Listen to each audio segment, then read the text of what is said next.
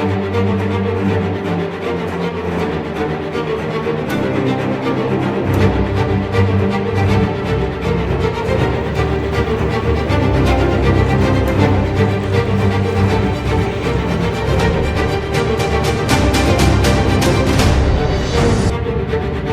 what's up? Good morning mga kahanutoy. It's Holy Week. This time, andito po tayo ngayon sa Barangay Antigala, Butuan City. We're going to attend the Station of the Cross, or what we call Panaad 2024. For the record, first time kong dumayo sa Holy Week, and as per observe, nung papasok pa lang kami dito, ang daming tao na pumupunta at ang daming mga sasakyan, halos traffic na. And also, of course, meron din silang libreng sakay ng bus. Libreng sakay, galing ng highway, papasok ng Antikala, vice versa. So this time, kakapin muna tayo doon sa bahay na auntie nila, Pikot. Thank you so much sa mainit na kape at masarap na biko. After we had pamainit, we right away headed to the place where the Station of the Cross situated. Around 4:34 AM na kami nakapasok dahil sa sobrang dami ng devotees na nandito ngayon.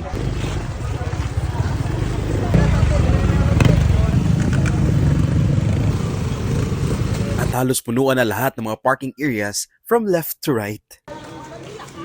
At dahil first time natin dito, akala ko literal na aakyat talaga kami sa bukid papunta ng tuktok na kung saan nandun ang tatlong cross. Ay hindi pala. Dito pala mismo sa highway ginaganap ang Station of the Cross, and every station placed sa may gilid ng daan.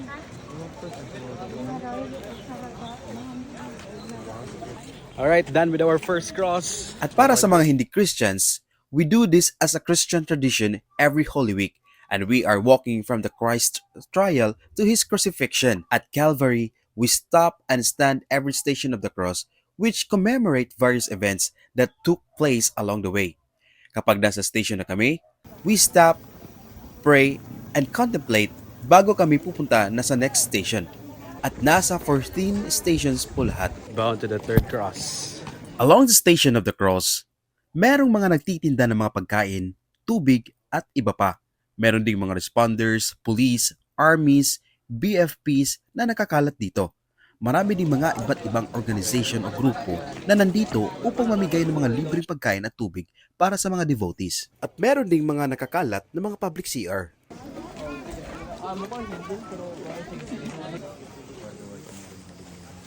Bound for the fourth cross. Let's go. Kaya pa.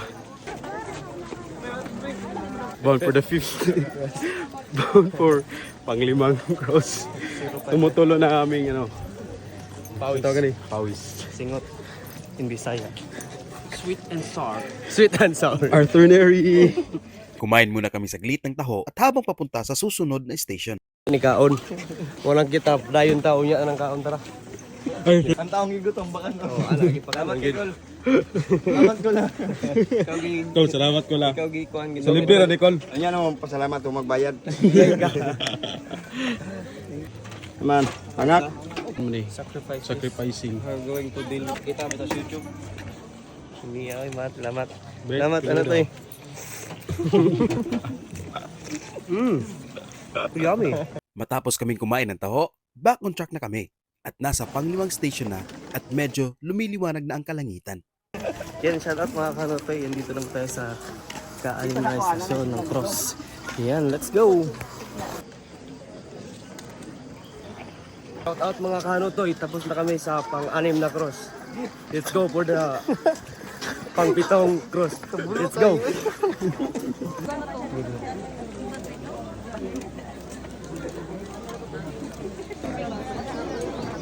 What's up mga kahanotoy? Tapos na po tayo sa ikapitong cross at ngayon papunta na po kami sa ikawalong cross. So, let's go!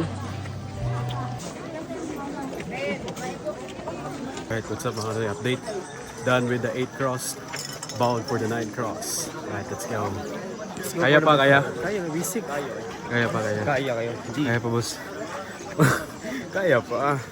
Going to the 9th cross, medyo basa na kami sa pawis at napakasakit na ng mga paa namin at marami nang umupo sa gilid upang makapag-relax. Correct me if I'm wrong, approximately nasa 5 kilometro po lahat ng lalakarin galing ng Station 1 papunta sa Tatlong Cross. Yan, shoutout mga kanotoy. Tapos po tayo ngayon sa Canine Cross. So, papunta na ngayon sa yan, Cross. Malapit na po kayo matapos. Yan, let's go.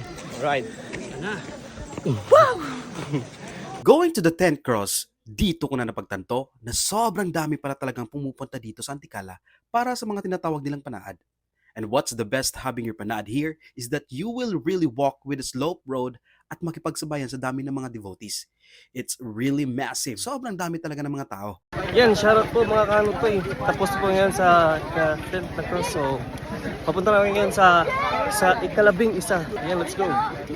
At bago mo marating ang last station, magsasakripisyo ka talagang lumakad. Relax muna.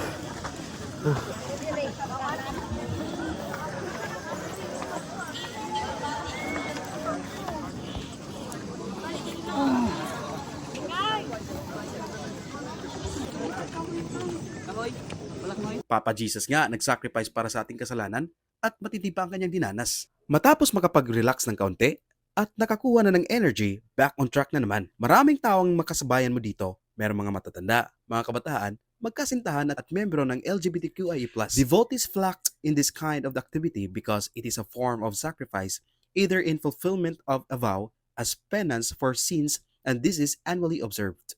Matapos ang ilang oras na lakad, finally, andito na kami sa Tatlong Cross, and this is the last station at parang isang paaralan na may chapel sa loob at sobrang ganda ng overlooking view.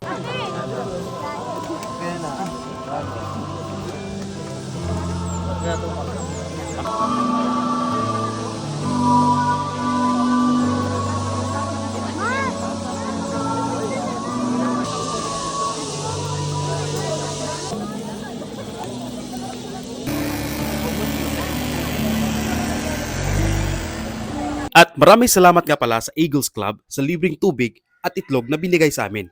At dahil dun, tapos na tayo and it's already 9 a.m., babalik na kami sa baba at lalakad na naman. Bumaba kami ng almost 1 hour at sobrang saya dahil sobrang dami ng tao na kasabayan mo pababa. At para kaming kumikimbot-kimbot ng pababa namin.